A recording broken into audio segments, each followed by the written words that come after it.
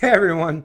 So I'm sure you're all familiar with and have heard all about the teacher's assistant at Sir Wilfrid Laurier University and the big controversy that is now surrounding that institution. The sheer fact that she had the audacity to show to her students a video clip from Ontario's public television network TVO, TV Ontario, with Steve Patkin when he had Dr. Jordan Peterson on to counter and rebut the narrative against these social justice warrior types. And there was another University of Toronto professor there that I guess is in charge of gender studies that was there to offer his perspective, his or her or zer or z, whatever, that person's perspective in regards to this gender pronoun issue, or if there really is such thing as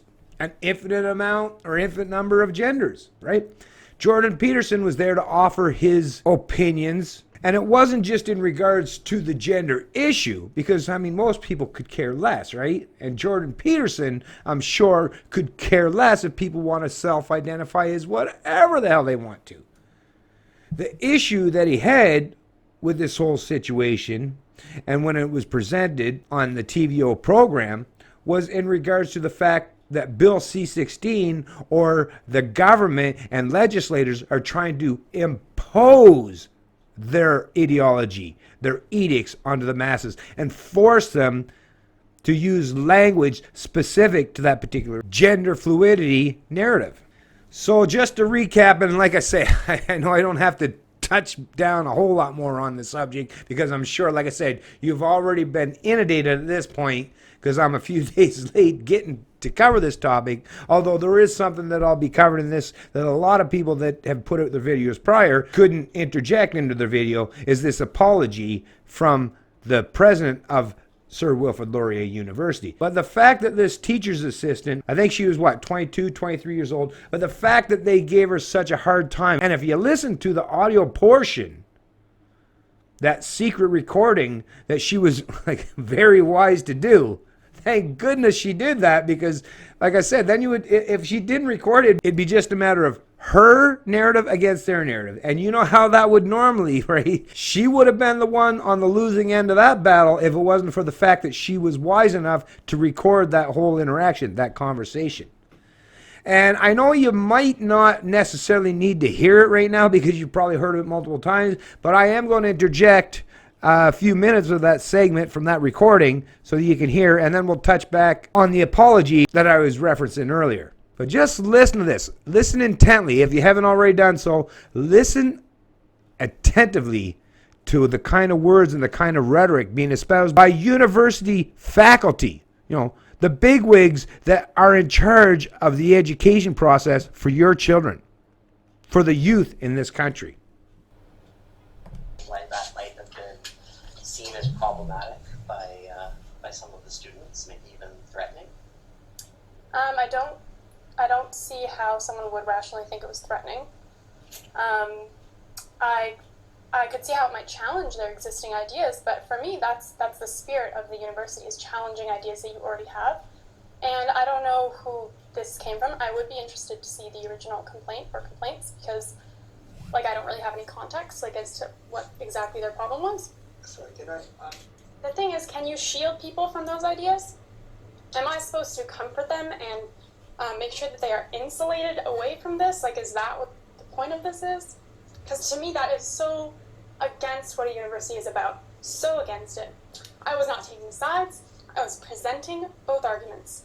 So the thing is about this is, if you're presenting something like this, you have to think about the kind of teaching climate that you're creating. And this is actually, these arguments are counter to the Canadian Human Rights Code. Ever since, and I know that you talked about C-16, ever since this passed, it is discriminatory to be targeting someone due to their gender identity or gender expression. So bringing something like that up in class, not critically, and I understand that you're trying to It was critical. No. I introduced it critically. How so? Like, like I said, it was in the spirit of debate. Okay, in the spirit of the debate is slightly different than being like, okay, this is like a problematic idea that we might want to unpack. But that's taking sides. Yes. Like, it's taking sides for me to be like, oh, look at this guy. Like, everything that comes out of his mouth is BS, but we're going to watch anyway. Okay. So I understand the position that you're coming from and your positionality, but the reality is that it has created a toxic climate for some of the students. How many? It's great. That, Ooh, like how many? Okay. One? May I speak? I have no concept of like how many people complain, like what their complaint was. You haven't showed me the complaint. Yes, I understand that this is upsetting, but there's also confidentiality matters. The number of people is confidential? Yes. Okay. Is one or multiple students who've come forward saying that this is something that they were concerned about and that it made them uncomfortable. You're perfectly welcome to your own opinions, but when you're bringing it into the context of the classroom, that can become problematic, and that can become something that creates an unsafe learning environment for students. But when they leave the university, they're going to be exposed to these ideas. So I don't see how I'm doing a disservice to the class by exposing them to ideas that are really out there. And I'm sorry I'm crying. I'm stressed out because this to me is so wrong. So wrong. Can we mention the gendered violence, gendered and sexual violence policy? Yeah, please. So under that, it does gendered violence doesn't just include sexual violence, but it also includes targeting folks based on gender. So that includes transphobia, biphobia, homophobia. All those sorts of things are protected under the policy, and so those are things that Laurier has upheld as values as well as the Ontario Human Rights Code. And so those are things that we're responsible for not impacting our students in that way, and not spreading transphobia. Okay, so what I have a problem with is I didn't target anybody. Who did I target? Trans folks. How? By telling them ideas that are really out there? By telling them that? By telling them? Really? It's not just telling them. In legitimizing this as a valid perspective, as this is another valid perspective. In a university, all perspectives are valid. That's not necessarily true, Lindsay. Well, this is something that's being debated in current society, and I don't feel the need to shield people from what's going on in society. Like, Okay. to imagine that this is happening in university, it's just bad. Okay, so just to give you a context, also within all of this that is happening, Laurier's being blanketed with white supremacist posters currently. There's another debate in society, which is whether or not North America should be a set of white nationalist states and that it should be ethnically cleansed of other people. That is also a current debate in society. Would you show something in your tutorial that you had, white supremacists and non-white supremacists debating whether or not other people should live in North America? Is that something that you would show? If that was related to the content of the week and we were talking about right-wing speech bubbles, maybe. Okay. It depends on the content. Like, I mean, if there's really ideas that are existing out there like that, then, I mean, look, the thing is, like, I don't see what's transphobic about showing a video of Jordan Peterson. He's a real person. He's out there. He is a real person, but he is a real person who has engaged in targeted behavior that, or targeting of trans students in a particular, like basically doxing them, if you know the term, like giving out their personal information so that they will be attacked, harassed, so that death threats will find them. This is something that he has done to his own students, he has done to other students, and this is also something that the students are aware of. So this is basically like playing, not to kind of do the thing where everything's kind of compared to Hitler, but this is like neutrally playing a speech by Hitler or Milo Yiannopoulos Gamergate. This is the kind of thing that departmentally, in terms of like critical communication studies and in terms of the course of what we're trying to do, is diametrically opposed to everything that we've been talking about in the lectures. Was this one of the reasons that you wanted to do this? Because it was like a reaction to the lecture content? No, we were talking about gendered language, and I was asking them to structure sentences using they or using his or her. And then we talked about the societal context of it. Okay. So I don't get why I'm being seen as transphobic by virtue, by proxy of me just saying, just stating, just exposing people to an idea. I don't get how that label is not attached to me. I really don't. It's more about the effect rather than the intention. If that, like, obviously that wasn't your intention, but nevertheless, it disturbed and upset students enough. So everything's about those students who are disturbed. Everything is catered to them. Can I just offer a different perspective? Was this a tutorial based on looking at grammar? Mm-hmm. And it was focused on the use of pronouns and the use of grammar. Mm-hmm. Is grammar not something that's not really subject to debate? The they and the his or her, it's a huge debate right now. Can we use they in the singular? Yeah, but you do know that they has actually been used in the singular. Yeah, that was in the video I showed to the class, and that's just a point I made. And the thing is, what's kind of funny is I disagree with Jordan Peterson. I disagree, but you guys seem to think that I'm like pro Jordan Peterson or something. It's pretty funny. Well, do you understand how what happened was contrary to, so Adrian, what was the policy, the gendered and sexual violence policy? Like, do you understand how? But sorry, what did I violate in that policy? So, gender-based violence, transphobia in that policy, causing harm to trans students by framing their identity as invalid or their pronouns as invalid. Or something of Potentially invalid. So I caused harm, which and is violence. under the Ontario Human Rights Code a protected thing, and also something that Laurier holds as a value. Okay. So, by proxy, me showing you the video, I'm transphobic and I caused harm and violence. So be it. I can't do anything to control that.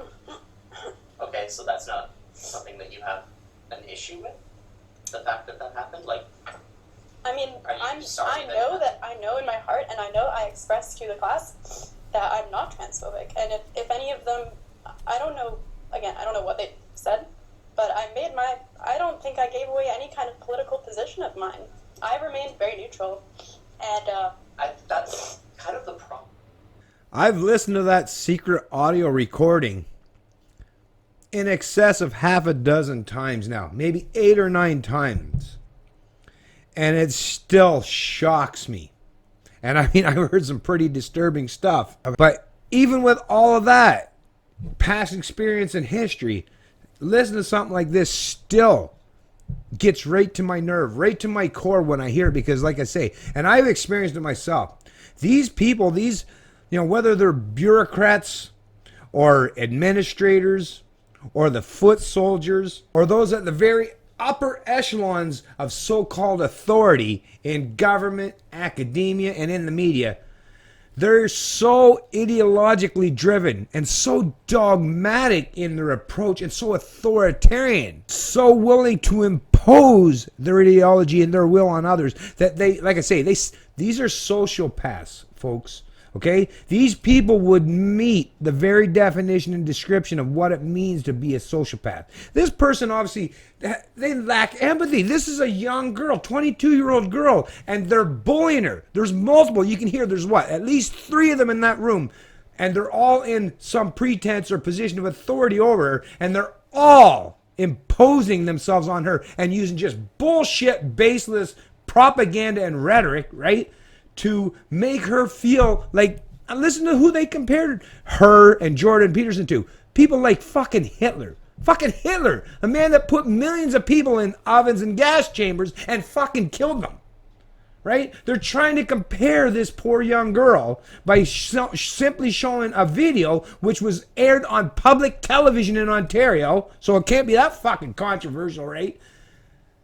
But they're trying to compare her or align her with someone so vile as fucking Hitler, which, let me tell you, was a National Socialist, which was someone that would be all about hammering and forcing a particular ideology, right, into the heads of the Hitler youth or the young people in that nation. So these people are really, what it is, I think they're fucking, what it is it's they're portraying. They're portraying their own ineptness, their own authoritarian mindset. And they're basically using that fact, that the shit that's rolling around in their heads, to impose on her, because if they were in her position, that would be their intentions.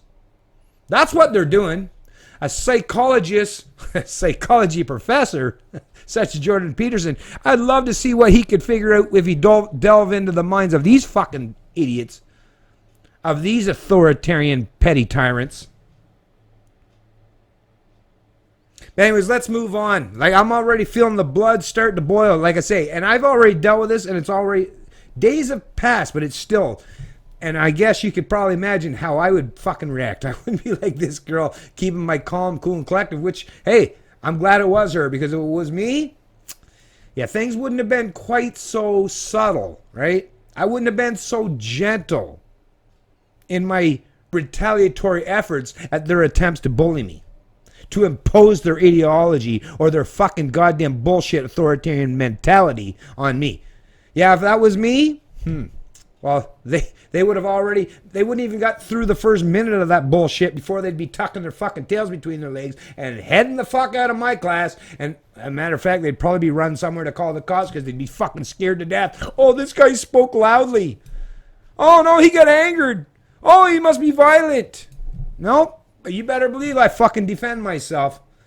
Well, I can be violent if you bring violence towards me, bring it my way, I'll bring it back to you tenfold, and you won't fucking like it in any way, shape, or form. But no, I don't bring it as a preemptive. I'm not a preemptive striker. No, I'm retaliatory, completely defensive in nature. But they would even see, just by looking in my eyes, just by seeing the tone of my skin, they would realize that, I can't talk to this guy like I could talk to Lindsay. But like I said, nothing, I'm not suggesting for 1 second that Lindsay should ever do or be anything remotely like what I would do or how I would handle that particular situation. I'm very glad that she was smart, wise enough, cool, and collected enough to not just handle these people properly, but to secretly record them and keep that on a low key during the whole time. I give her mad props for that. Hey, there's things that I'm really good at, but in that situation, she could kick my ass in being able to keep her calm, cool, collected composure. Good for you, Lindsay. I'm very proud of you. I hope you see this video someday. Anyways, let's get to this apology letter. Because, yeah, they know, trust me, they're not doing this because they actually care about Lindsay or the students that would be in opposition to this fucking authoritarian, ideologically driven bullshit narratives that they're trying to put forth and present, right? And using the full force and power of the state with Bill C-16 legislation so that they can use force, violence, or the threat thereof to impose their will on the people, on the students and the faculty. So this to me, this is just PR, man. This is PR 101. This is damage control is all this is. But I'm going to read it back to you just for the hell of it so that you can hear at least that they do accept and own up to the fact that they know they're in the wrong. That these people were in the wrong. Apology from Laurier President and Vice Chancellor Deborah McClatchy. I'm writing to make an apology on behalf of the university. Through the media, we have now had the opportunity to hear the full recording of the meeting that took place at Wilfrid Laurier University. After listening to this recording, an apology is in order. The conversation I heard does not reflect the values and practices to which Laurier aspires. I am sorry it occurred in the way that it did, and I regret the impact it had on Lindsay Shepherd. I will convey my apology to her directly. Professor Rambukkana has also chosen to apologize to Lindsay Shepherd about the way the meeting was conducted. I remain troubled by the way faculty, staff, and students involved in this situation have been targeted with extreme vitriol. Supports are in place at the university to support them through this situation. The university has engaged an independent party to assess the facts of the matter, including a review of related processes going forward. The review is intended to support improvement in our processes. The university is committed to ensuring that the vitally important role of teaching assistants supports an enriched learning environment for all students. Let me be clear by stating that Laurier is committed to the abiding principles of freedom of speech and freedom of expression. Giving life to these principles while respecting fundamentally important human rights and our institutional values of diversity and inclusion is not a simple matter. The intense media interest points to a highly polarizing and very complicated set of issues that is affecting universities across the democratic world. The polarizing nature of the current debate does not do justice to the complexity of the issues. Laurier is prepared to engage with these important discussions in a thoughtful and determined way. I have announced a task force to delve into these issues. Further details will be announced in the days ahead. I look forward to the process, and I am confident that the outcome will contribute to a better understanding of these issues for Laurier and the broader community. Well, no. Really, what really needs to take place is take your best. Take all your social justice warrior types, right? Your collectivist types, your feminists. Take all these people from one particular side of the ideological spectrum, or any side, whatever. Listen, and put them up against people like Godsod or Jordan Peterson or anyone else that's willing to challenge the dominant narrative by these, I don't know, gender studies, feminist studies, these, I don't know, whatever the hell, these progressive fucking courses that are now apparently quite rampant and pronounced throughout universities. It's time to have a great debate, to have a great discussion.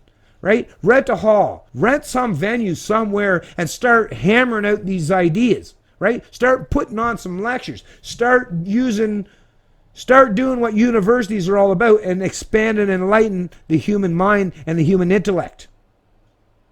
Stop trying to close off, seclude, or create this divide and conquer routine where it's everyone that believes in one ideology is way over here, and the detractors are way over here, and there's nowhere for anyone to fucking come together and try to hammer out and debate and discuss the topics that affect each and every one of us. Stop playing in these echo chambers and do what you're supposed to do as a university, which is to enlighten the mind of the students that pay to go to these goddamn institutions that are nothing more than indoctrination centers as far as I can tell. A lot of them. And I'm sure some of the courses, the ones that are, predominantly all about the STEM fields like science, technology, engineering, and math, I'm sure they're still, because like I say, there wouldn't be any of these ideological bullshit in those kinds of courses. But some of these new age courses that have propped up in recent decades, yeah, we got to at least have some venue or some means or some method to counteract and hammer out and discuss and debate what these really mean, what all this ideologically driven narratives and using the full force and power of the state to impose these ideologies and force everyone to succumb to them, what it all means for the greater society at large, for what it means for humanity going forward. It's Canadian Libertarian, and I love liberty.